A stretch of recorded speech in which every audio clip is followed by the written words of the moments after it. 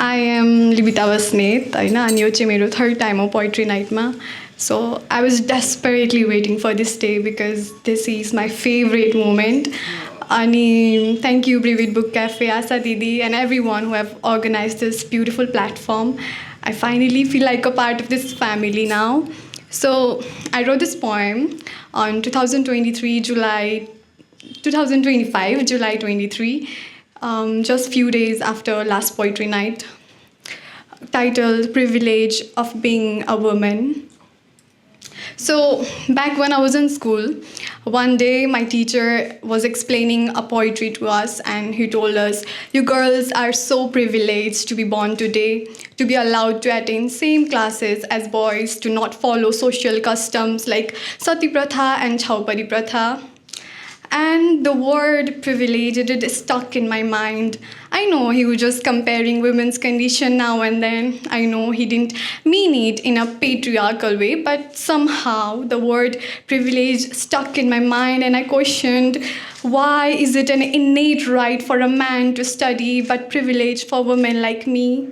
And one day, my guy friend said, you girls have it so easy. And I was like, oh, silly boy, if it was that easy, thousands of girls didn't have to die every day for just existing, for just living a life. And that's the privilege you're talking about. That's the privilege of being a woman. I rarely use Facebook, and one day I was scrolling through my feed. My fingers stumbled upon a comment section of a video where I saw a girl chose to speak up for her. And oh my God, the comment section was filled with a weapon of misogyny so sharp it pierced my heart.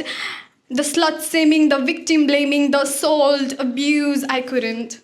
And I was horrified and terrified of so-called liberating men assaulting a girl, probably age of mine.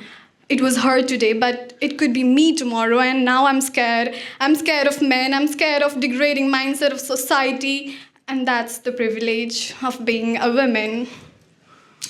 I came in contact with one of my childhood best friend after 10 years. Earlier, she had moved to India and she didn't own a mobile phone of her own till her elder sister got married a few months ago. We got connected through social media. We are now friends again.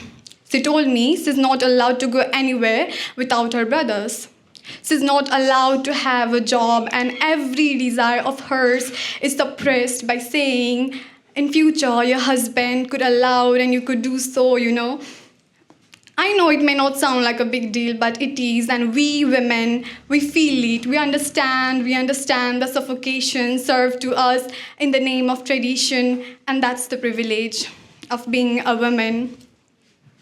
And because I'm a woman, I have experienced what a bad touch feels like when I was 10. I don't know how disgusting it feels to be stared at, to be catcalled or eve-teased by random boys on the street. And that's the privilege of being a woman. And the irony is that I was actually listening to a girl's playlist while writing this poem. I sat with my notebook to write a romantic poem, but somehow I wrote the rage, the female rage, the words that are and were silence, meant to be hesitated before it's too late. I wrote the cries, tears of a girl who is somewhere getting beaten up by her husband, not for her fault, but for the uncontrolled anger of a man-child. And I feel all of that. I feel the wounds, the tear, the pain, the agony, the helplessness, and that's the privilege of being a woman.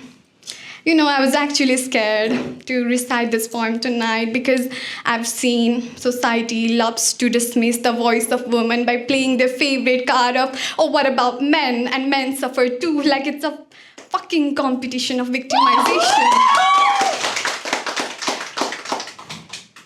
And again, I couldn't write a romantic poem, and instead I wrote this, and I made a wish. God, if ever there's a man written for me, please only let the one come who do not objectify or sexualize women in any way. And I made this oh so lovely wish for a man to act like a decent human, because after all, that's the privilege of being a woman. Thank you so much.